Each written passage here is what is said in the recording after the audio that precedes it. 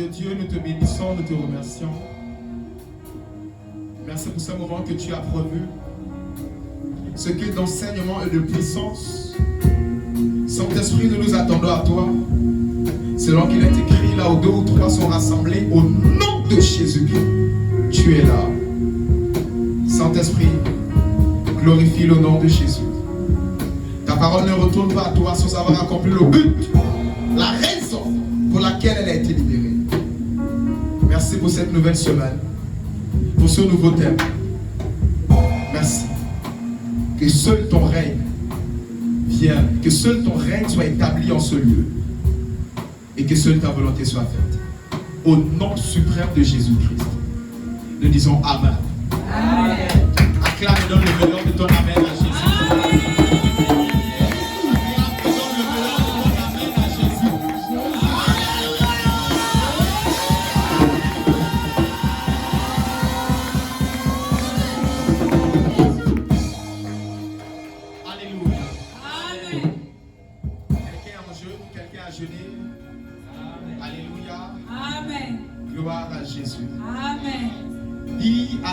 Bienvenue dans la semaine du sacrifice. Bienvenue dans la semaine du sacrifice. Il y a quelqu'un, bienvenue dans la semaine du sacrifice. Bienvenue dans la semaine du sacrifice. Bienvenue dans la semaine du sacrifice.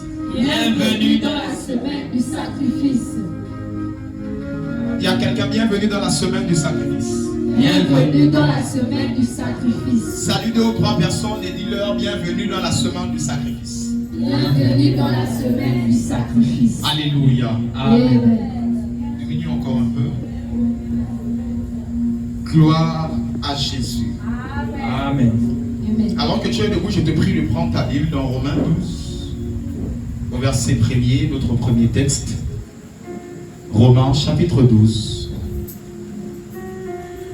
Romains au chapitre 12. Romains chapitre 12, verset 1.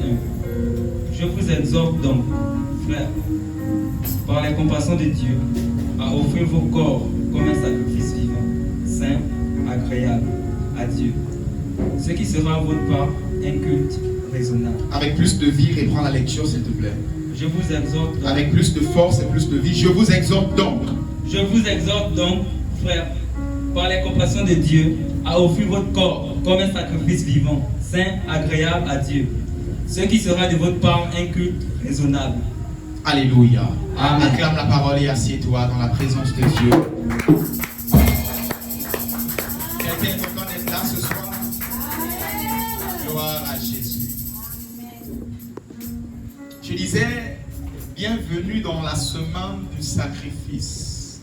Le terme de ce soir s'intitule « Je suis un sacrifice vivant pour Christ ». Je suis un sacrifice vivant pour Christ. Dis avec moi, je suis un sacrifice. Je suis un sacrifice vivant pour Christ. Vivant pour Christ. Je suis un sacrifice vivant. Je suis un sacrifice vivant. Alléluia. Amen. Permettez-moi de définir c'est quoi un sacrifice vivant. Un sacrifice vivant, sinon être un sacrifice vivant, c'est le fait de ne plus avoir de volonté, de désir et d'attente, tout en étant vivant. Je reprends, être un sacrifice vivant est le fait de ne plus avoir de volonté, de désir et d'attente, tout en étant vivant. Dis avec moi, sacrifice. Sacrifice Vivant. vivant. Pas mort. Pas mort. Dis avec moi, pas mort. Pas mort, Mais vivant. mais vivant. Pas mort. Pas mort, Mais vivant. mais vivant. Pourquoi la Bible précise en disant sacrifice vivant? J'aimerais attirer ton attention sur la phrase sacrifice vivant. Dis avec moi, sacrifice vivant. Sacrifice vivant. Le savez-vous bien? Le lion. Je vais le dire mieux. Le lion de la tribu de Juda ne mange pas la charogne. Le lion ne mange pas des bêtes qui sont déjà morts. Il va chasser. Lui-même, il doit sacrifier, c'est-à-dire tuer, faire couler le sang. et après manger.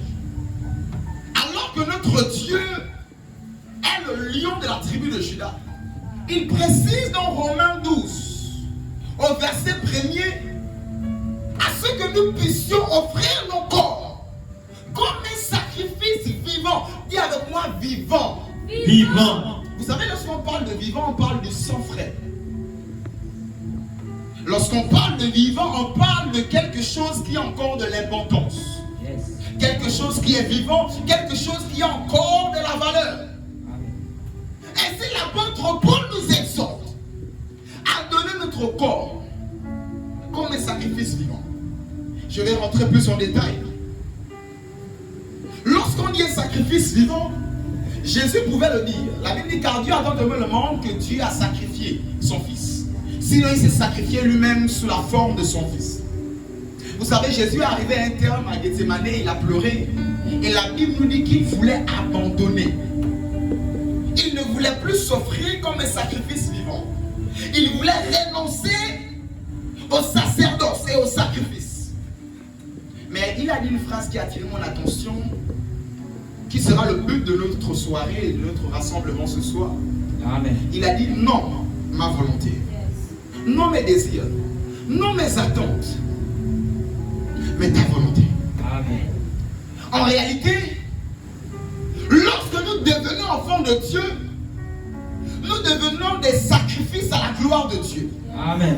J'ai l'impression que le terme sacrifice dérange quelqu'un. Je vais essayer de le comparer, sinon de donner un autre terme à sacrifice, mais esclave. Dis avec moi esclave. Esclave. 1 Corinthiens 7, verset 22 à 23. Lis-moi ça très vite. Je vais avancer. 1 Corinthiens 7, 22 à 23. Car l'esclave qui a été appelé dans le Seigneur était un affranchi du Seigneur. De même, l'homme libre a été appelé est un esclave de Christ. Verset 23. Vous avez été rachetés à un grand prix. Ne devenez pas esclaves des hommes. Amen. Alléluia. Amen. 1 Corinthiens chapitre 7, verset 22 à 23. La Bible nous dit, car l'esclave qui a été appelé dans le Seigneur est un affranchi du Seigneur. La partie qui attire mon attention nous dit, de même, l'homme libre, dis avec moi libre. Libre. Dis avec moi libre. Libre. La Bible nous dit, lorsqu'on était dans le monde, on était libre. Et que chacun menait sa vie comme il voulait. Amen. Autrement dit, on appelle quelqu'un comme c'est un païen. Il n'a pas d'interdit. Il est libre, il fait ce qu'il veut, comme il veut. La Bible de même, l'homme libre qui a été appelé est un esclave de Christ. Lorsque le Seigneur t'appelle, autrement dit, on dit quoi? Nous sommes appelés à la liberté. C'est vrai, c'en est une chose. Mais quand tu accèdes à cette liberté, j'aimerais te dire que c'est de l'esclavage en une dimension.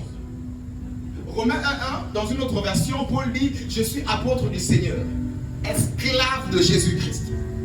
La version du second nous dit serviteur de Jésus-Christ. Une autre version nous dit esclave de Jésus-Christ. Je suis en train de dire à quelqu'un qu'en cette semaine, l'Éternel veut t'amener au-delà du sacrifice. Je veux dire au-delà de servir seulement, mais à être un sacrifice vivant. Amen. À offrir ta vie pour la chose de Dieu, à offrir ta vie pour l'avancement du royaume de Dieu, à offrir ta vie, à offrir ta vie. Remarquez, le diable fait avancer son royaume sur la terre. Il demande à ceux que les hommes puissent lui sacrifier sa vie, leur vie. C'est-à-dire, ils ne sont plus libres. Ils sont là que pour faire du mal. Des sorciers de la famille, des personnes qui vont tisser des pattes. Mais je veux dire aussi à quelqu'un, le Seigneur en a besoin de telles personnes aussi, qui sacrifient leur vie. Ils n'ont plus de volonté, ils n'ont plus d'attente, ils n'ont plus de désir. Leur désir, c'est faire la volonté de leur Père. Leur volonté, c'est faire celle de leur Père.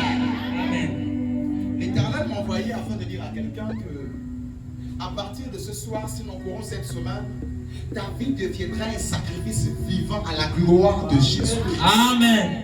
J'ai dit ta vie deviendra un sacrifice vivant et important à la gloire de Jésus-Christ de Nazareth. Amen. Ainsi, lorsque nous devenons enfants de Dieu, cette vérité qui ne tue pas l'amitié, Jésus nous appelle à être esclaves de sa chose. Mais pas des esclaves comme des hommes peuvent maltraiter des esclaves. Esclave, c'est dans le sens du terme de le servir en n'ayant plus de volonté. Je veux manger toute une journée, mais je suis esclave de Jésus. Il m'a dit pendant 21 jours, je suis en jeu. En réalité, lorsque nous sommes à la dimension d'esclaves de Christ, on n'a plus d'effort à l'obéir.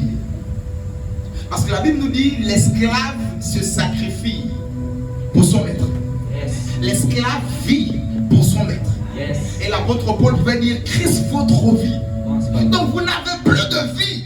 Je viens rappeler à quelqu'un qui dit ma vie, mon don, mes choses, mes enfants, mon foyer. Je viens te rappeler, ta raison de vie, c'est Jésus-Christ.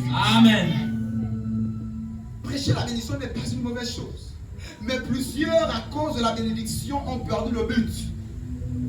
C'est maintenant ma vie, mes situations, mes choses. Je lève ma main, je décrète et déclare à partir de ce jour que ta vie, ton corps soit un sacrifice agréable à Jésus-Christ de Nazareth. Amen. Que tes finances soient un sacrifice agréable à Jésus. Amen. Que ton énergie, ta santé soit un sacrifice vivant à Dieu au nom de Jésus.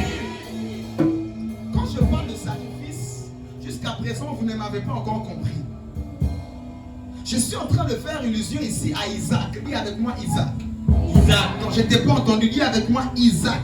Isaac. Isaac est le fils tant attendu d'Abraham. Mais laissez-moi vous dire, l'Éternel a eu à demander Isaac. Il a eu des formes. On t'a toujours dit qu'il a demandé à Abraham. Il a demandé Isaac, c'est parce que Isaac prenait la place du cœur. Ça peut être une révélation.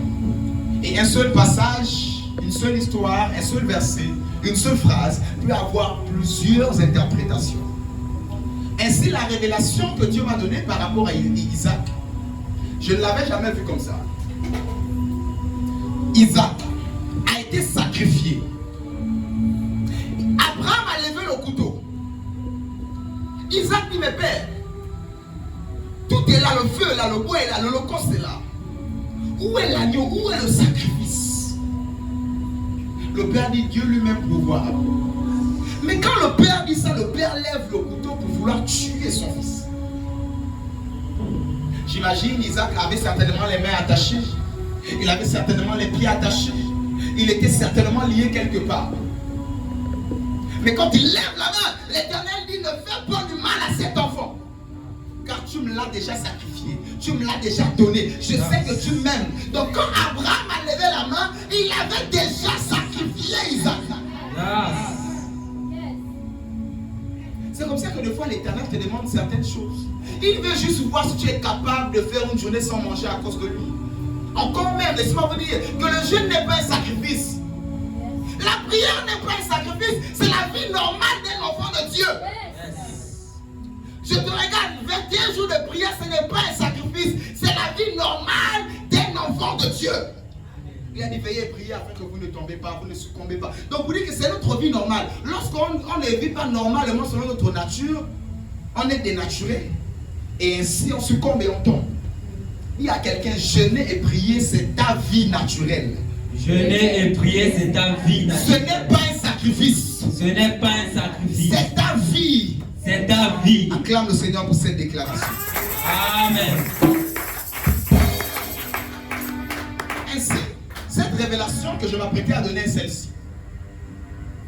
Depuis la nuit des temps, l'Éternel des armées. Je suis en train de dire à quelqu'un, le message de ce soir va bouleverser le sens de ta destinée, de ta vie. Amen. Ton amen n'est pas venu jusqu'à là. Amen. Depuis la nuit des temps, l'Éternel n'a travaillé, sinon n'a béni que des personnes qui se sont offertes en sacrifice. Alléluia. Depuis la nuit des temps, l'Éternel n'a béni que des sacrifiés. Quelqu'un m'a dit, mais comment ça? Lorsque l'Éternel demande Isaac en sacrifice, des années après, dizaines, vingtaines d'années après, la Bible nous dit que les Philistins se sont levés contre Isaac. Ils ont cherché à nuire à la vie d'Isaac, mais ils n'ont pas pu. La question que je vais te poser, pourquoi et comment ils n'ont pas pu tuer Isaac? Comment ils n'ont pas pu arrêter la prospérité d'Isaac? Je vais dire à quelqu'un, on ne peut pas arrêter un sacrifié. Amen. On ne peut pas bloquer un sacrifié. Yes. Ainsi, il a été donné en sacrifice. Lorsque les ennemis se lèvent contre sa vie, contre sa destinée, la Bible dit qu'Isaac devient riche et très fort riche. Il devient riche de telle sorte que les ennemis, les Philistins, se lèvent et viennent tisser alliance avec lui. Pourquoi ils n'ont pas pu l'arrêter? Parce que sa vie était déjà un sacrifice pour Dieu. Amen. Je suis en train de dire à quelqu'un, lorsque tu offres ton corps, ta vie, comme un sacrifice vivant à Dieu, le diable ne peut plus t'atteindre. Tes ennemis ne pourront plus te tuer. Ils ne pourront plus rien faire. Tu deviens un sacrifice autrement de la part de Dieu.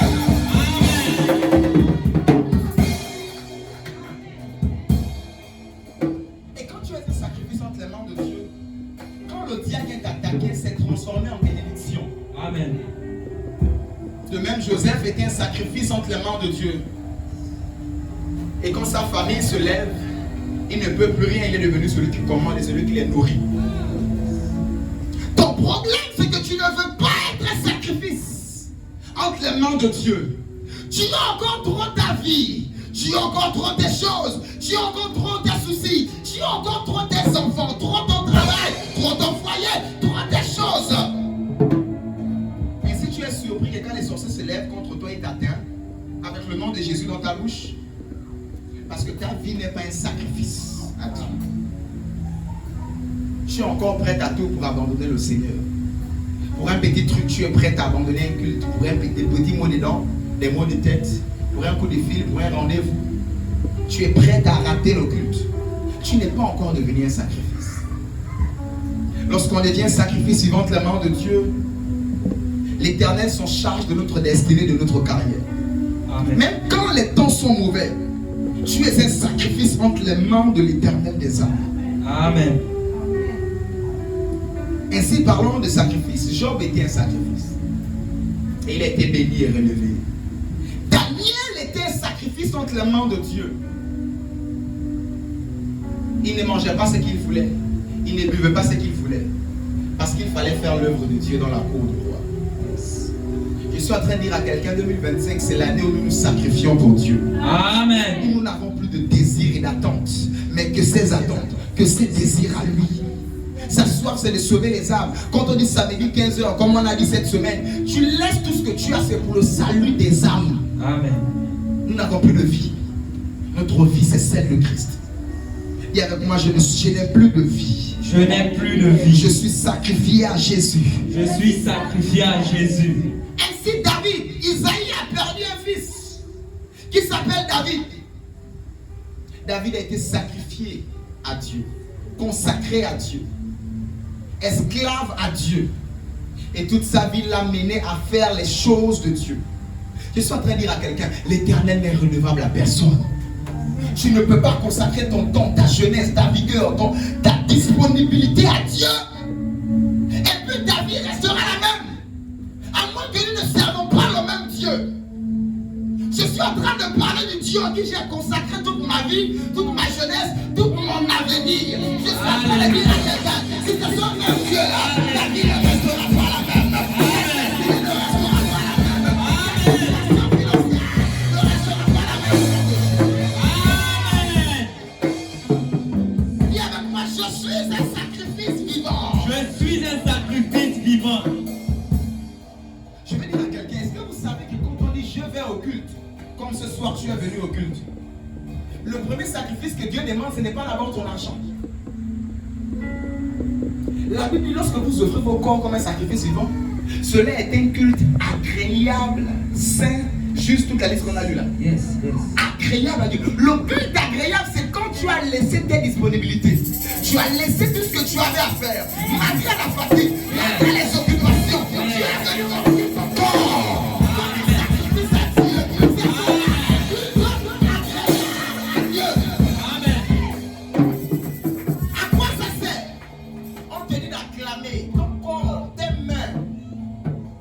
Tu te crois en France, ou je ne sais pas, tu te crois où? On dit de pousser les cris de joie. Tu es venu offrir ton corps comme un sacrifice agréable. Ton corps, on dit de battre les mains. Tu acclames pour Jésus. Tu te mets à genoux pour lui. Tu donnes des psaumes et des cantiques à l'Éternel. Tu pousses des cris de joie. La Bible, c'est en cela que c'est un culte agréable. Ainsi, l'église de Béret, la Bible dit qu'il recevait la parole avec la vie. Amen. Ils recevaient, ils écoutaient la parole avec plein de vie.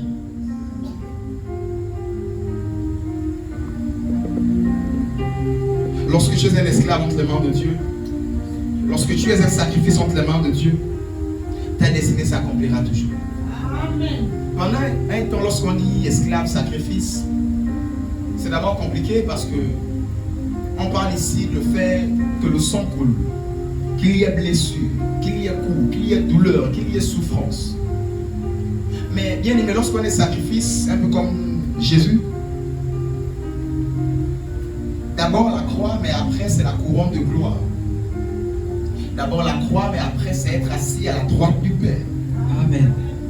Dans cette affaire des sacrifices donnés à Dieu, comme Samuel qui a été sacrifié à Dieu, toute sa carrière, sa destinée sacrifiée à Dieu. Qu'est-ce que tu as sacrifié à Dieu?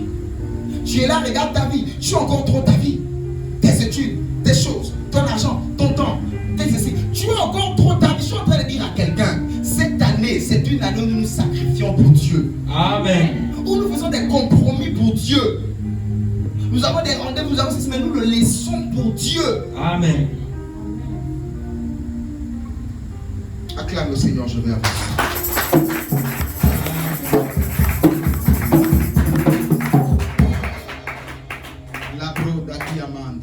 Et le verset 23 nous dit, vous avez été rachetés à un grand prix. Et ne devenez pas esclaves des hommes. C'est quoi être esclave des hommes? Esclave des hommes, c'est tout simplement être esclave des choses de la terre. Tu adores ces choses. Ce n'est plus un travail. C'est venir une affaire d'esclavage dans le travail. Ce n'est plus une relation. C'est venir être esclave dans une relation. Esclave d'un ami, d'une partenaire, d'un mari ou d'une femme. Alors que nous devions être esclaves de Christ.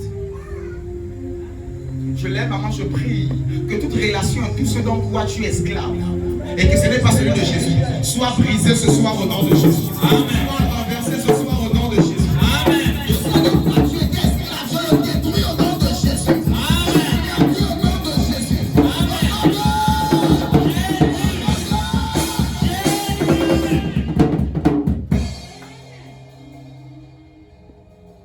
Romains 6, 22. Romains 6, 22. Mais maintenant, étant affranchis du péché et devenus esclaves de Dieu, vous avez pour fruit la sainteté et pour fin la vie éternelle. Alléluia. Amen.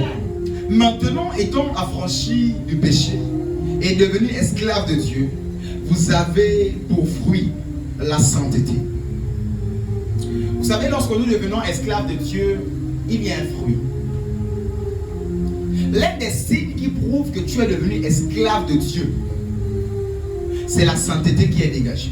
Amen. Pas ceux qui disent je souffre, mais ils vont donner le corps là-bas, ils vont faire des magouilles là-bas, ils vont faire des choses là-bas. Non, ça prouve que tu souffres pour toi et ta vie et ta famille. Lorsqu'on est sacrifice pour Dieu, l'un des signes qui est émis, c'est la vie de sainteté. Ce sont les fruits de sainteté, de consécration, de mise à part pour Dieu. Amen. Ainsi de suite, la vie éternelle, ce qui est appelé le salut. Alléluia. Amen. Ainsi, je veux dire à quelqu'un, l'avenir n'est pas derrière, mais l'avenir est devant. Voilà pourquoi tes yeux ne sont pas à la nuque, tes yeux sont devant. Pour dire que l'avenir est devant. Malgré les fautes, malgré les faiblesses, je parlerai à quelqu'un. Malgré les incapacités, il n'est pas encore trop tard. Ce soir, tu peux dire, Seigneur, je m'offre entièrement à toi. Comme nous avons chanté, je me livre totalement, je me livre à toi. Amen. L'avenir est devant. Je dirais à quelqu'un, ne regarde pas tes faiblesses passées, ne regarde pas tes incapacités passées, ne regarde pas tes fautes avant ce culte. Je crois fermement qu'à partir de ce soir, un sacrifice agréable est donné à Dieu au travers de ton corps, au travers de ta vie.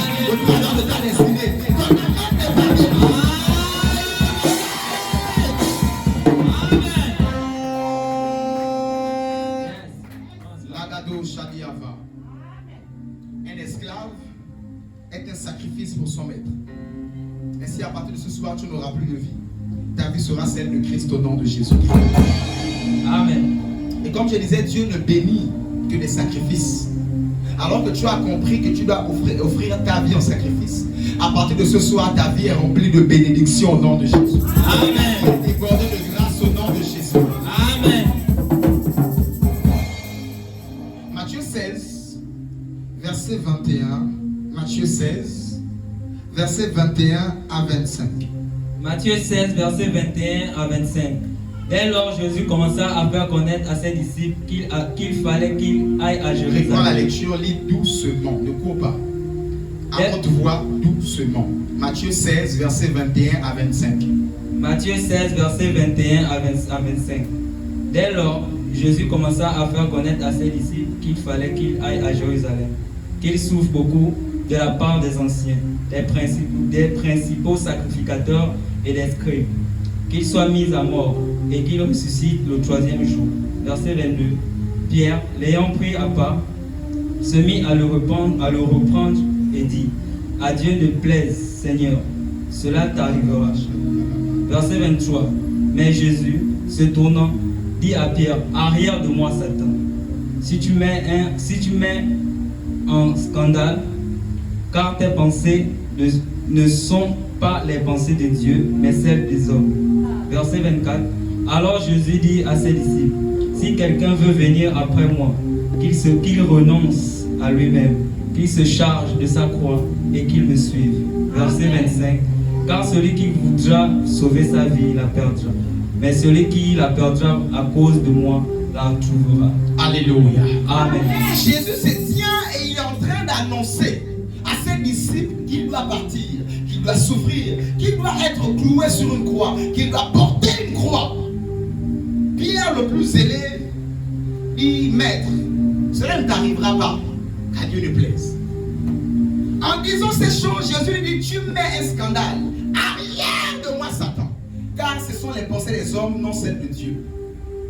Vous savez, c'est comme ça que les hommes, à chaque fois qu'il y a une croix, qu'il y a une souffrance, ils attribuent ça tout droit au diable. Non, non, maître, tu ne peux pas souffrir. C'est le diable, c'est la sorcellerie, et ce sont les réclamations. Jésus dit: arrière de moi, Satan. C'est la volonté de Dieu que je puisse porter la croix. Mais je vais dire à quelqu'un: la croix, c'est l'œuvre ici du salut. La croix, c'est une peine qui a été portée. Lorsque Jésus dit: portez votre croix et suivez-moi, c'est que quelque part dans cette affaire de marche avec Dieu, il y a un endroit, sinon un parcours de peine, avant le couronnement et la gloire. On aurait dit: Jésus a tout accompli. Pourquoi il nous dit encore de porter notre croix s'il a tout accompli?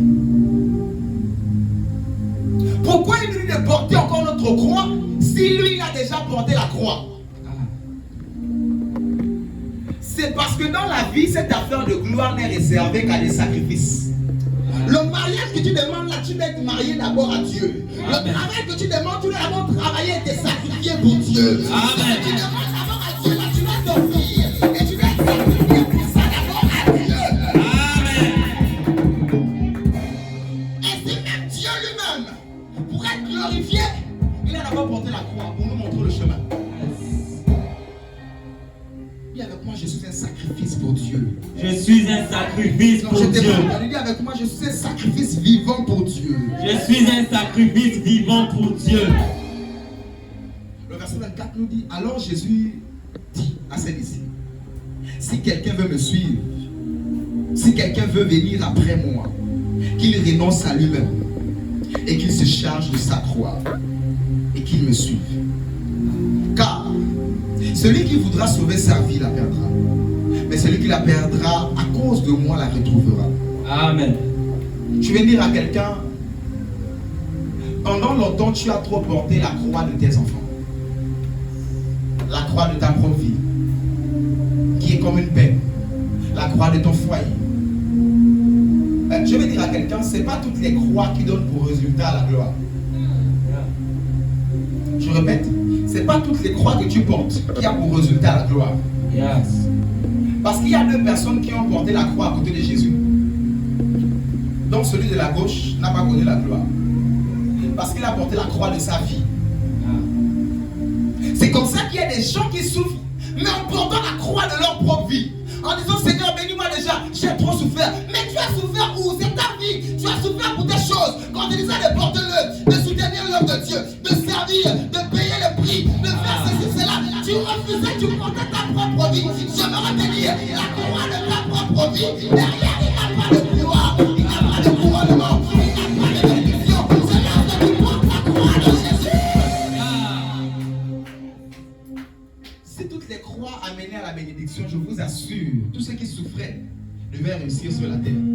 Mais malheureusement, il y a des gens qui souffrent et qui meurent misérables, qui ne connaissent jamais la gloire, qui souffrent et pensent un jour que ça va changer, non, mais qui meurent dedans, un peu comme Lazare. Parce que la souffrance ne veut pas toujours dire qu'après la souffrance, il y aura la gloire. Quelle souffrance tu portes? Ainsi, celui qui est à droite a compris que toute sa vie, il a porté sa propre souffrance. Il faut que maintenant, avant sa mort, il porte celle de Jésus. Ainsi, il s'est mis à la croix et il a commencé à porter la charge de Jésus. Il a commencé à défendre Jésus. Il a commencé à dire à l'autre, non. Il a commencé à défendre et soutenir l'œuvre de Dieu, à soutenir la chose de Dieu. Et quand il l'a soutenu, la Bible nous dit qu'il est allé dans la gloire, il est allé dans l'excellence. Je vais dire à quelqu'un, tu vas soutenir l'œuvre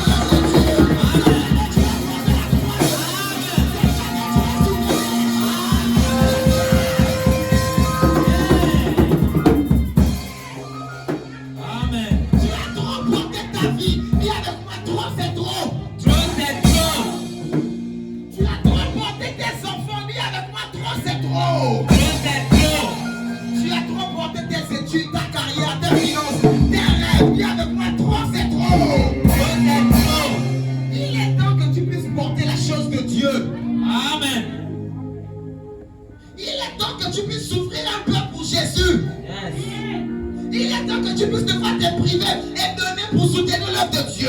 Amen. Il est temps que devant même tes enfants paient le prix. Nous sommes des sacrifices pour Jésus. Et je suis en train de dire à quelqu'un, cette affaire n'est pas réservée qu'à des pasteurs. Mais chacun à son niveau.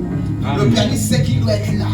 Le caméraman sait qu'il doit être là. Tout le monde se sacrifie de tout ce qu'il a comme charge. Je suis sacrifié et je dois porter la chose de Jésus. J'ai beaucoup porté ma vie. Je me suis sacrifié à l'école. Ça ne m'a de rien donné. Je me suis sacrifié dans une relation. Ça ne m'a rien donné. Mais je parle de Jésus. Il ne redevance la personne.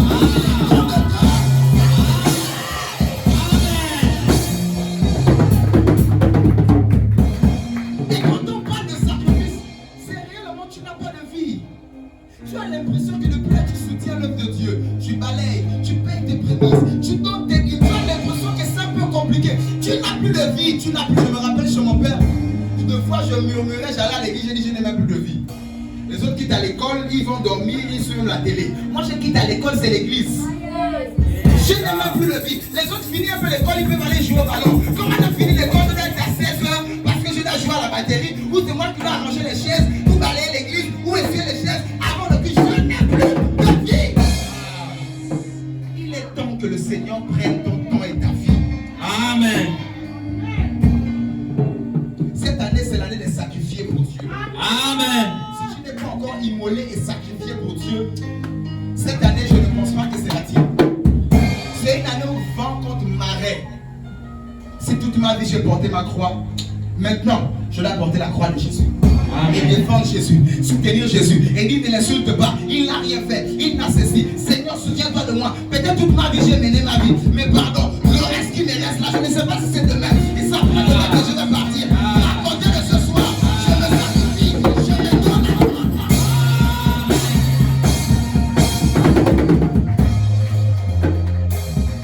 Tu as encore trop ta vie. Cette église est comme ça parce que tout le monde a encore trop sa vie. L'autre me disait, je ne veux pas venir à l'église si chez moi ça ne va pas. Je n'ai encore rien compris. Oh, je serais hypocrite à l'église si chez moi, mes enfants, mon foyer, il y a un peu ceci, je ne peux pas venir à l'église. Tu es hypocrite. C'est quand ça ne va pas qu'on vient à l'église. Les gens étaient mourants, ils placent à toi, c'est là où ils viennent à l'église. Mais toi, c'est quand tu es malade, tu ne viens pas. Et quand tu es bon santé, tu viens. C'est un peu compliqué. Parce que c'était les malades même qui suivaient Jésus. Donc ça dit quand tu as bonne santé, tu as plus de raisons d'être là. Quand tu es malade, c'est encore une des raisons de venir parce que Jésus doit te guérir. Mais quelle est cette affaire? Je suis malade, je reste à la maison. Mais quand tu es malade, tu vas au travail. Tu as devoir de mettre, tu es malade, tu es à l'école parce que tu ne veux pas avoir un zéro. Parce que tu t'es sacrifié pour tes études, pour ta propre vie, ta propre croix, tes propres choses. Moi. Il a dit, la Bible dit, je m'aimerais le lire pour toi. Le verset 25 nous a dit, Matthieu 16 au verset 25, car celui qui voudra sauver sa vie la perdra. Mais celui qui la perdra à cause de moi la retrouvera. Amen. Il est temps de perdre ta vie pour Jésus. Amen. Plus pour Jacques, plus pour Madeleine. Où tu as voulu te suicider parce qu'il t'a plaqué, parce qu'elle t'a laissé.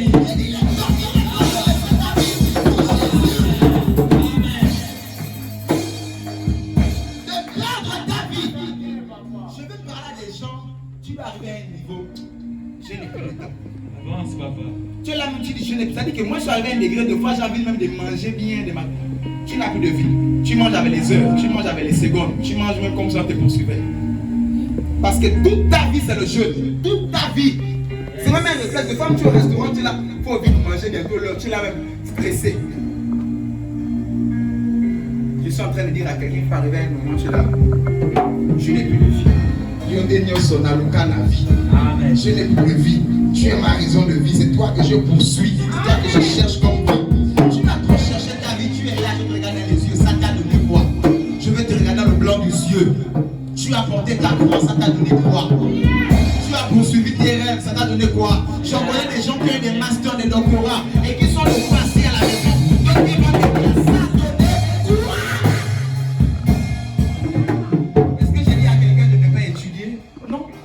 Étudie, mais porte ta croix. Suis Jésus. Porte celle de Jésus. Porte la tienne, mais porte celle de Jésus. Parce que si tu veux trop sauver ta vie, comme l'autre qui dit je ne viens pas à l'église, si ma vie ça n'est. Si tout ça. Tu veux sauver, arranger d'abord ta vie. Et la croix de Jésus, Jésus souffre d'abord. C'est comme moi savoir que je vais t'aider. Quand ça n'a pas. Il y a des gens qui ne savent pas donner à Dieu quand ils n'ont pas. Soit la dimanche, tu comprendras. Amen. Exemple. Quand on dit sacrifice, remarquez depuis la nuit des temps. À chaque fois que Dieu demande un sacrifice, le peuple n'a pas ça. Il dit à Gédéon, prends le taureau de ton père. Gédéon n'a pas de taureau. Mais Dieu veut un sacrifice. Dieu dit, va prendre le taureau de ton père. À chaque fois que Dieu demande un sacrifice, le peuple n'avait pas. Il demande Isaac. Isaac n'appartient pas qu'à Abraham. Isaac appartient à Sarah et à Abraham. C'est pas Abraham le seul qui doit prendre la décision. Mais Abraham doit violer cette décision, ne pas dire à la femme et partir. Quand on dit sacrifice, c'est quelque chose que tu n'as pas. C'est quelque chose que tu n'es pas en moyen de. J'ai encore trop ma vie. J'ai encore ma carrière que je poursuis. J'ai encore mes rêves. C'est dans ça là que Dieu dit ça, next, passe à autre chose, suis-moi. Yeah.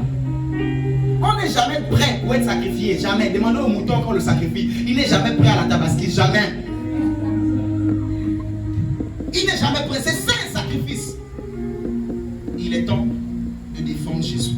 Amen. J'ai souffert, j'ai marché, j'ai fait la Moïse, j'ai souffert, j'ai demandé, j'ai cogné les portes pour demander le travail. Il est temps de cogner et de dire à quelqu'un, Jésus revient bientôt. Tu payes les taxis pour les rendez-vous, pour les rencarts, paye les taxis pour dire viens à l'église dimanche. Il est temps de te sacrifier pour Jésus. Amen. Est-ce que c'est une assemblée de sacrifiés pour Jésus ce soir?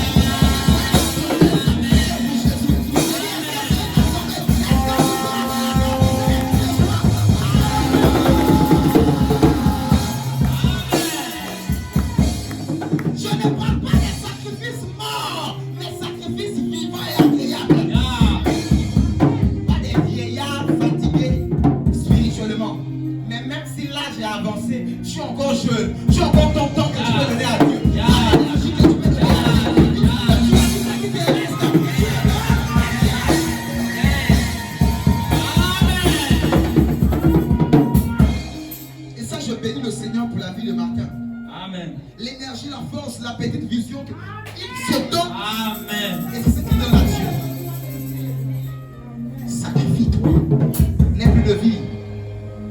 Des fois, tu viens à l'église et tu dis que je suis même fatigué. Je dois être là.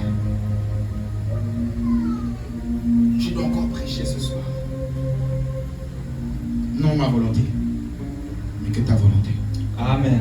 Et tu es là. Mais tu es encore là-bas. Ah, je ne viens pas. Tu es encore vivant. Dieu ne peut pas te donner des grandes choses. Il donne des grandes choses à des gens qui meurent et qui ressuscitent. Même le salut, il faut que tu meurs et que tu ressuscites. Il faut que tu saches sacrifier et que tu te donnes le salut. La même chose, la bénédiction, c'est pour que tu meurs et tu ressuscites. Amen. Mais il n'y a pas de résurrection sans la croix d'abord. Il n'y a pas de résurrection sans ces choses. Touche quelqu'un, dis-lui, sois un sacrifice vivant, agréable à Dieu. Sois un sacrifice vivant, agréable à Dieu. Acclame la parole de Dieu. Amen. Si la parole de Dieu dit Amen.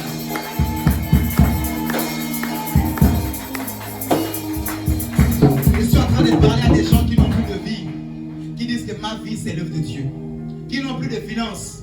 Et ce que je disais ce soir même à Dieu, quand je m'apprêtais, je dis mais sinon, nous on n'a même plus de vie. Toute ma vie, la chanté des pensées, et ceci, et cela, quelque chose de Dieu. Et devant, si ma femme ne m'arrête pas, la maison peut être vide. La maison peut ne rien avoir si elle ne m'arrête pas.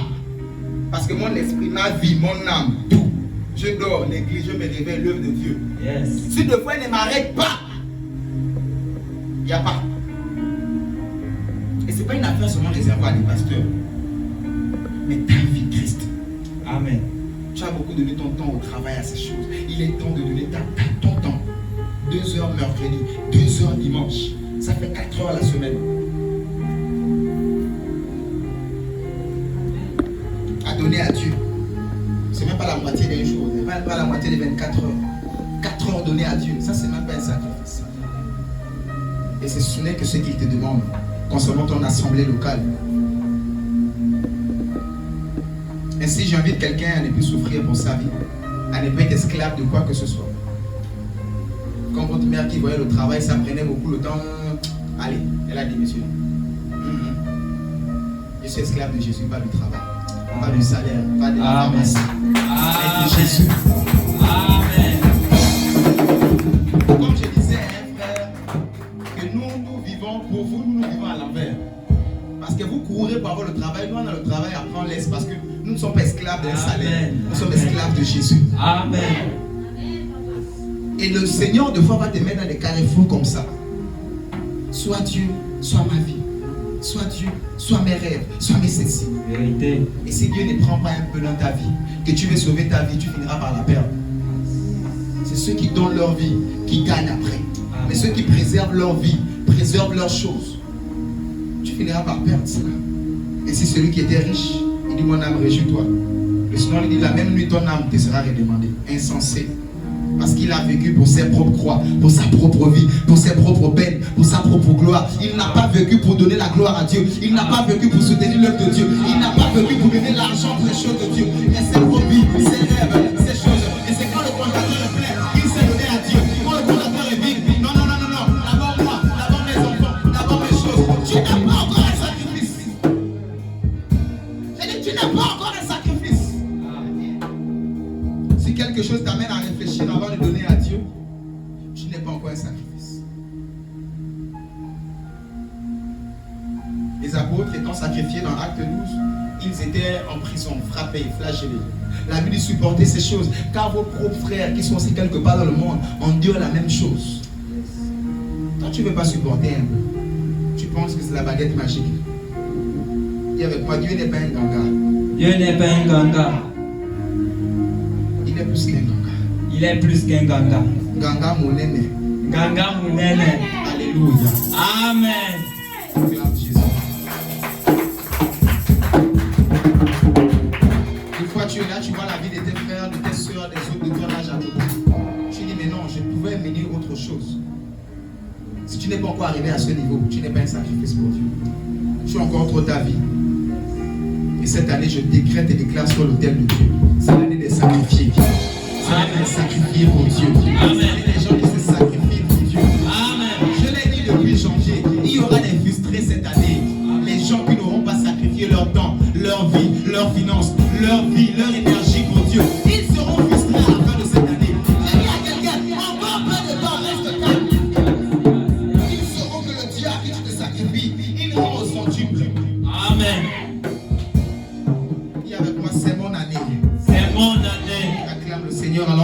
tombe sur vous.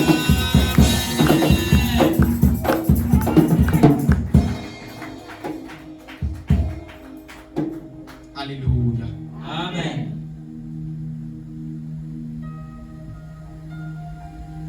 Porte la croix de l'Église, porte la croix de Jésus. J'aimerais aller sur un texte assez pertinent, Matthieu 10. On retourne sur quelques pages en arrière. Matthieu chapitre 10, versets 37 à 38. Matthieu 10, 37, 38. Comment? Matthieu 10, verset 37 à 38. 37, 39. 37, 39. Celui qui aime son père ou sa mère plus que moi n'est pas digne de moi. Et celui qui aime son fils ou sa fille plus que moi n'est pas digne de moi. Verset 38.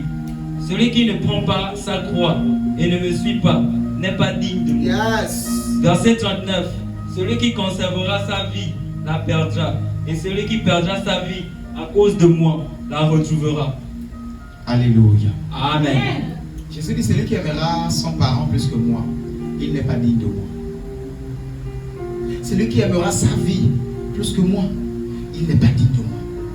Celui qui dit, il veut me suivre, mais il ne porte pas ma croix, il n'est pas digne de moi. C'est comme ça qu'il y a des gens qui suivent Jésus pour le matériel, pour la multiplication des pains, pour les miracles, les signes, les prodiges. Et quand la croix arrive, paf, il fout. Tu ne peux pas aller loin dans la vie. Je te garantis une chose, je connais ta fin. Je n'ai pas besoin de prophétiser, de prier. Je connais ta fin. Quand tu es là par intérêt, et quand il faut porter, soutenir une si grande et belle œuvre comme HCS, qui encore descend, où il faut placer tes pierres, tes chaises, ton offrande quelque part, qui après des années, quand quelqu'un va s'asseoir dessus, quand les micros seront utilisés pour toi, ça va parler pour toi et tes enfants. Qui maintenant il faut porter. Je suis en train de raser les murs, tu triches, tu nous triches, tu te triches toi-même. Je répète, tu te triches toi-même. Il a dit, si tu n'es pas prêt à porter ma croix. La croix du Seigneur, c'est son œuvre. On dit quoi? L'œuvre de la croix. La croix, c'est son œuvre.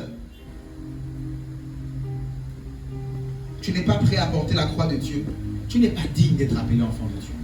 Et c'est quand j'ai dit ici que tous les compagnons doivent payer la dîme, le partenariat. Il y a quelques-uns qui sont partis de l'église. Le pasteur demande l'argent, il cherche l'argent. Vous êtes censé chercher l'argent, comme je l'ai dit, c'est venir me tenir derrière une chair. Je ne pense pas.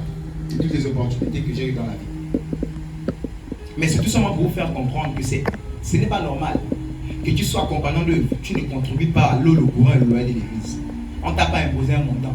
On a dit à partir de 1000 francs, 2000 par mois, une fois. Pour ceux qui travaillent, 5000, 10 000 par mois, une fois. Le pasteur demande l'argent. Et si tu n'es pas encore prêt, j'ai dit à ces gens de personnes, reste calme encore un peu de temps. Libreville est petit. On va se croiser. Vous allez savoir si c'est l'argent qu'on demande, ce sont les principes divins. Où je l'ai toujours enseigné. David de Relivo le dit. Un compagnon d'œuvre qui ne paye pas la dîme ou encore les participations pour l'œuvre de Dieu, c'est celui qui amène la pauvreté dans l'église. Il faut l'enlever.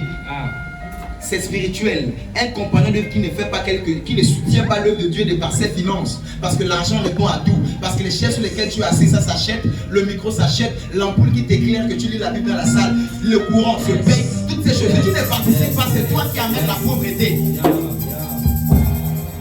Et si Jésus dit, celui qui ne porte pas ma croix, qui ne soutient pas mon œuvre, il n'est pas digne de moi. J'aimerais dire à quelqu'un, il est temps pour toi de porter l'œuvre de Dieu. Amen. Tu as beaucoup porté les femmes, les hommes, tes enfants, ta propre vie, les études de tes enfants, ton foyer, tes parents. Dieu te dit, il est temps de le porter, de porter ces choses, de porter son œuvre, de porter son œuvre qui est l'église. Amen. Une fois tu vas te retrouver, tu n'as plus rien. Tu as eu quelque chose, tout est parti, tu as acheté un baf, tu es là. Tu as eu quelque chose, tu as payé l'eau, tu as payé l'huile que tu mets sur leur tête. Et puis tu es là. Dieu te le rendra au centuple. Amen. Et si tu n'as pas compris ces choses, j'ai dit tu es là mais tu n'iras pas loin. Et avec moi je suis un sacrifice pour Dieu. Je suis un sacrifice pour Dieu. Et les gens qui pensent que le pasteur demande l'argent, ce sont des pingres. Mais ils cachent ça derrière. Oh, le pasteur demande, ce sont des pingres, des avares. La Bible dit heureux les débonneurs, ils hériteront la terre. Les avares n'hériteront rien, ils n'auront aucune bénédiction sur la terre. Acclame le Seigneur si tu as compris ces choses. Tu n'as pas que les intérêts. porter la croix. Tu ne suis Jésus que pour les miracles. Je te regarde dans les yeux, tu es un païen. Il est temps de souffrir un peu pour Dieu. Un peu de souffrance pour Dieu. Un peu de peine, un peu, mais pour Dieu. Pas pour ta vie, pas pour tes choses là. Pour la chose de Dieu. Yes. Tu es en train de boire la purée des riz. Pas parce que tu n'as pas eu l'argent, mais tu as pris, tu as donné à la chose de Dieu. Un peu pour la chose de Dieu. Porter un peu pour lui. Tu n'as jamais dit ça. Je doute de ta nouvelle naissance. Je doute même que tu es enfant de Dieu. Parce qu'il dit tu n'es pas digne de moi. Dis avec moi la semaine du sacrifice. La semaine du sacrifice. Acclame le Seigneur, je vais avancer. Amen. Mon père, le bishop Ouattara est venu au Gabon et il nous dit que tu n'as jamais donné 200 000 à Dieu ou 100 000 à Dieu. Tu es un païen. Tu n'es pas né de nouveau. Quand il a dit ça, nous tous choqués. Que l'Ivoirien là sort d'où il vient nous parler comme ça. Mais après, quand il a expliqué, on a compris. C'est pour dire que quand tu ne t'es pas encore sacrifié pour la chose de Dieu, tu n'es pas encore enfant de Dieu. Tu es encore un blagueur avec ces choses-là. Yes. Ou sinon tu ne connaîtras jamais la gloire et les grandes choses. Nous avons une grande vision et nous voulons la gloire et la grandeur. Amen. Et si nous aménageons nos fondations, Amen. parce que nous voulons aller loin. Si tu es d'accord avec moi, donne-moi le meilleur des amen. Amen. Je termine avec ce texte. Luc 23, 26, 28. Luc 23, verset 26 à 28. Luc 23, verset 26 à 28. Comment? Luc 23, verset 26 à 28. Comme ils l'emmenaient, ils prirent un certain Simon de Cyrène, qui revenait des champs, et ils le chargèrent de la croix. Pour qu'il porte derrière Jésus. Pour qu'il la porte derrière Jésus. Verset 27. Il était suivi d'une grande multitude des gens du peuple et de femmes qui se frappaient la poitrine et se lamentaient sur lui. Verset 28. Jésus se tourna vers elle et dit: Filles de Jérusalem, ne pleurez pas sur moi, mais pleurez sur vous et sur vos enfants. Amen. Alléluia. Amen. Comme il l'amenait, on parle de Jésus, qu'on amenait pour le clouer, pour le sacrifier, pour le mettre à la croix. Ils prirent un certain Simon de Cyrène. Dis avec moi, Simon de Cyrène. Simon de Cyrène. Ils prirent un certain Simon de Cyrène qui revenait des champs et ils le chargèrent de la croix pour qu'il la porte derrière Jésus. La Bible dit, dis avec moi, Simon de Cyrène. Simon de Cyrène. Simon de Cyrène revenait du champ. Je rappelle qu'on ne dort pas au champ. Je rappelle à quelqu'un, quand on va au champ, on ne va pas jouer. On ne joue pas au ballon au champ. Quand on va au champ, on est d'abord baissé, le dos. Tu es en train soit d'arracher, labourer, planter ou récolter. Tu soulèves les sacs que tu as formés, les sacs des aubergines, tout ce que tu as arrosé, tu as marché avec pas des tuyaux. Tu as pris tes seaux, tu as l'arrosé, on ne sait pas combien d'hectares Simon de Cyrène avait. Mais la Bible le soir, parce qu'on a crucifié Jésus en après-midi, 3h, 15h. L'après-midi, comme toi tu reviens, l'après-midi tu es fonctionnaire, tu viens à 15h, journée continue là. Fatigué, il revient de son champ. Il n'a pas demandé, on ne lui a pas aussi demandé. On lui a dit, papa, prends la croix, suis-nous. Toi, je suis fatigué, je reviens du travail, pasteur. J'ai ma vie. Toi que je regarde là, la fin du mois, il te faut donner 20 000 à Dieu parce que le loyer est incomplet. Papa, j'ai mes propres problèmes. Toi, je ne peux pas. Il demande l'argent. Simon de Cyrène, malgré qu'il était fatigué. Est-ce que vous savez qu'il y a des croix que Jésus ne peut pas porter seul? Il y a des croix que le pasteur ne peut pas porter seul. Amen. Il y a des croix que moi seul et les diacres on ne peut pas porter. Même pas un disciple. Même pas quelqu'un qui marchait avec lui. Marie est Simon de Cyrène. Cyrène, c'est une ville qui se situe en Syrie. Donc c'est un étranger. Il ne marchait même pas avec Jésus. Mais il est venu. On lui a dit, il n'a même pas murmuré, il a pris la croix. Malgré la fatigue, malgré, je ne sais pas s'il avait des ampoules, de la houe, ou de la pioche qu'il avait, ou de tout ce qu'il est venu, seulement il a porté. Et il a suivi Jésus. Est-ce que cette année tu peux avoir l'attitude de Simon aussi? Amen. Samedi, campagne d'évangélisation. Même si je je suis là, je viens évangéliser. On a pris la décision qu'on ne va plus évangéliser en route. Mais chacun va aller dans une maison, deux par maison. Là, il y a beaucoup de familles là au stade. On cible des familles, que chaque samedi, tu connais ton groupe, tu connais ta famille, que tu cibles, que tu vas aller évangéliser. Amen. Papa, non, moi j'ai mes choses. Papa, je suis fatigué, je suis revenu du travail, je dois me reposer. Sinon, je vais avoir la fièvre. Je ne me sens pas bien. Ils sont en train de parler à des sacrifiés ce soir. Amen. Il est temps de te sacrifier pour la chose de Jésus. Amen. Malgré tes occupations, malgré tes charges. Ce n'est pas une affaire du pasteur, sa femme et ses enfants. C'est une affaire d'enfant de Dieu. Il a dit, si tu crois en moi, que tu ne te sacrifies pas, tu n'es pas digne de moi. Donc ce n'est pas une affaire de pasteur, c'est une affaire d'enfant de Dieu qui croit en Dieu. Amen. En cette semaine de sacrifice, Tout un chacun qui se sacrifie pour cette œuvre. Tantôt financièrement, tantôt de par leur énergie, de par leur temps, de par leur disponibilité, de par leur capacité en jouant, en faisant quelque chose. Cette semaine, vous recevrez votre récompense au nom de Jésus. Amen. Suite à cette semaine du sacrifice, mon Dieu vous surprendra au nom de Jésus. Amen. À moins qu'on vienne ici, vous vous sacrifiez pour moi, ou qu'on se balade, et que le Saint-Esprit n'est pas là quand on est là. Je dis, après cette semaine, ta vie ne sera plus jamais la même au nom de Jésus. Amen. Après cette semaine des sacrifiés, des sacrifices, ta vie ne sera plus jamais la même au nom de Jésus. Ta situation financière ne sera plus jamais la même au nom de Jésus.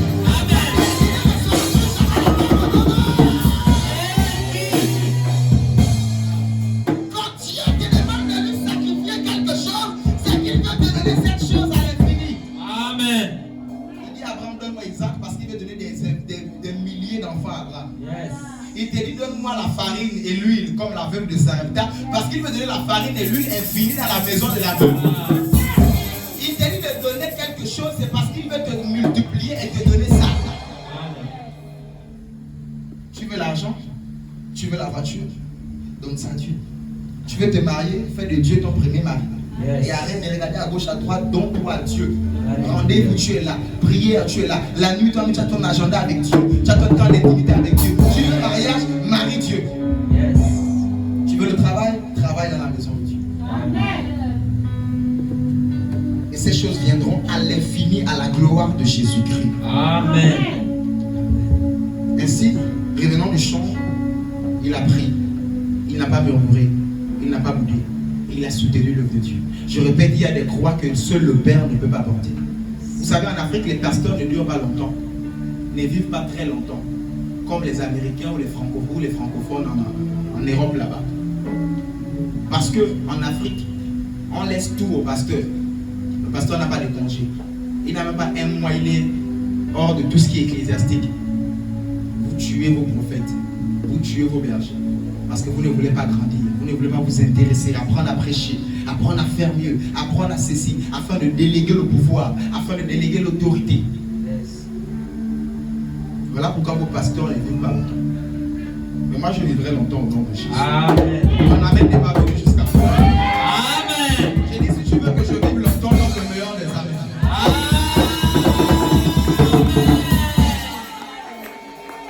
Alléluia. Amen. Ainsi, le verset 27 et 28 nous dit, il était suivi d'une grande multitude des gens du peuple et de femmes qui se frappaient la poitrine et se lamentaient sur lui. Jésus se tournant vers elle et dit, fille de Jérusalem, ne pleurez pas sur moi, mais pleurez sur vous et sur vos enfants. Amen. Pourquoi Jésus dit de telles choses? Pourquoi Jésus dit ne pleurez pas sur moi, mais pleurez sur vous et sur vos enfants? Parce qu'en réalité, la Bible dit qu'il y avait des gens, des femmes, la foule, qui marchaient avec Jésus, mais incapables de porter sa croix. Et ils étaient là pour pleurer. C'est comme ça qu'il y a des gens dans l'œuvre de Dieu, dans l'église, incapables de soutenir l'œuvre. Ils sont là que pour pleurer. Oh, on n'a pas eu le temps, l'argent pour payer le loyer le mois là. Oh, c'est un peu compliqué en ce moment. Oh, il n'y a pas les piles. Oh, il n'y a pas ceci. Oh, on peut même cotiser pour faire l'agapé ou pour ceci. Oh, la pancarte qui est là. C'est moi qui ai payé ça. Oh, ceci. Oh, c'est là. Il se lamente. Personne ne peut se lever et dire, au lieu qu'un étranger vienne voler notre bénédiction, Jésus. Nous avons marché avec lui. Nous avons dormi avec lui. Nous l'avons entendu. Donc nous devons venir porter la croix. Jésus n'a pas besoin des pleurnichards. Il n'a pas besoin des gens qui pleurent. Il n'a pas besoin des femmes qui se lamentent derrière lui. Mais il veut des personnes qui portent sa croix derrière lui. Amen. Pas des femmes qui se lamentent derrière lui, mais des femmes qui derrière portent la croix de Jésus. Parce qu'il y a des croix que Jésus ne peut pas porter tout seul. Amen. Voilà pourquoi il les a dit. Pleurez pour vous et vos enfants, femmes. Ne pleurez pas pour moi. Parce que vous avez donné tout votre temps et votre vie à vos enfants. Ces enfants et vous-même, vous serez arrachés.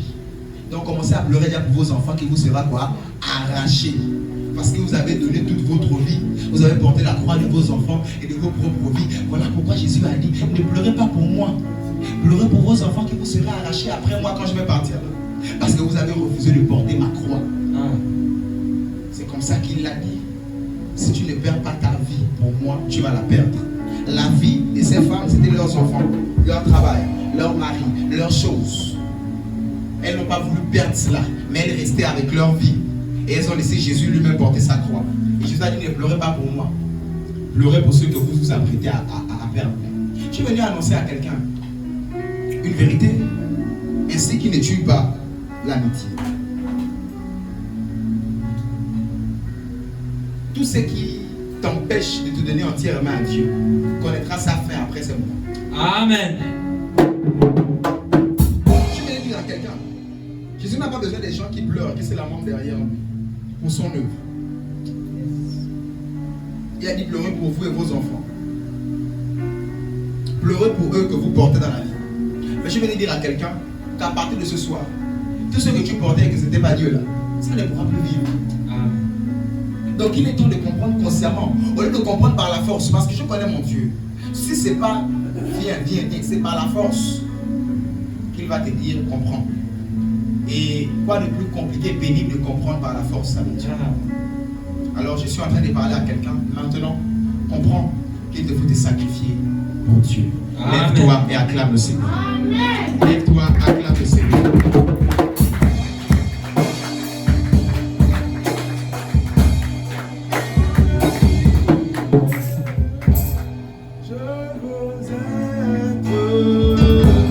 Élève là-bas, dis merci à Dieu pour la parole.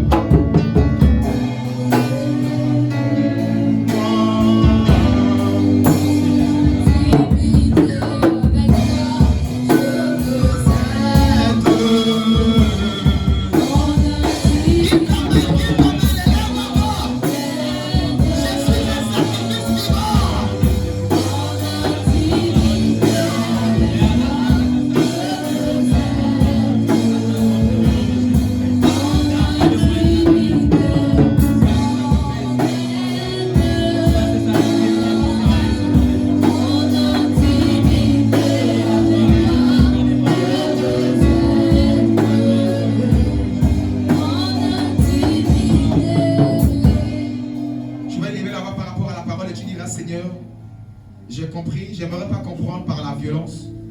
À partir de ce soir, je vis pour toi. Je me sacrifie pour toi. Je me sacrifie pour toi. Je me sacrifie pour ton œuvre. Je sacrifie mes finances pour ta chose. Je sacrifie mon temps, mon énergie, ma disponibilité, mes capacités pour toi. Car j'ai beaucoup porté ma vie. Mais bien avant, un sujet me vient à l'esprit maintenant. Dis d'abord au Seigneur, je renonce à ma vie. Je renonce. Tu vas prier, tu diras Seigneur, je renonce à ma vie. Je renonce à ma carrière. Je renonce à mes désirs. On a dit un sacrifié n'a plus de volonté. Je renonce à mes attentes. Je renonce à mes désirs. Je renonce à ma volonté. Élève là-bas, parle d'abord au Seigneur. Je renonce à ma vie. Je renonce à un sacrifice. Il renonce d'abord à lui. Il renonce d'abord à sa propre vie. Élève là-bas, renonce d'abord avant de donner ta vie. Renonce d'abord à toi-même. La vie qui renonce. Celui qui veut me suivre, il renonce à lui-même. Il renonce à sa vie. Il renonce à sa carrière. Il renonce à ses rêves. Il renonce.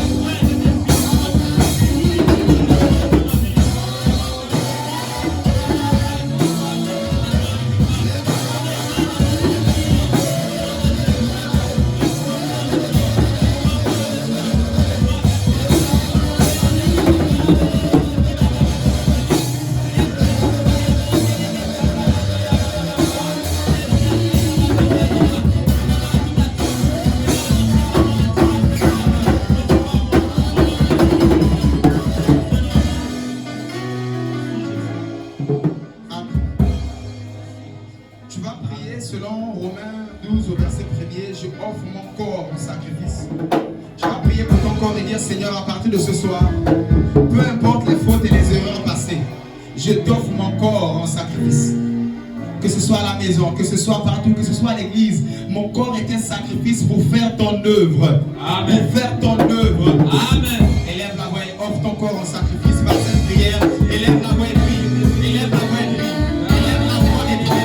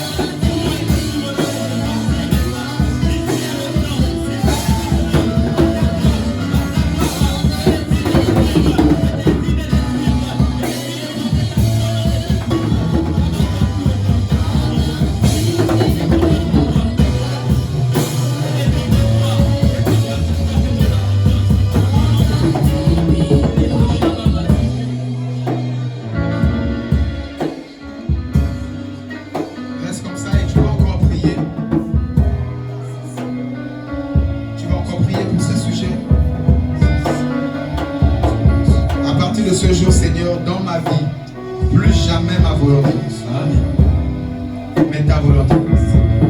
De fois être compris par moi-même, par mon entourage, mais ta volonté, tes désirs.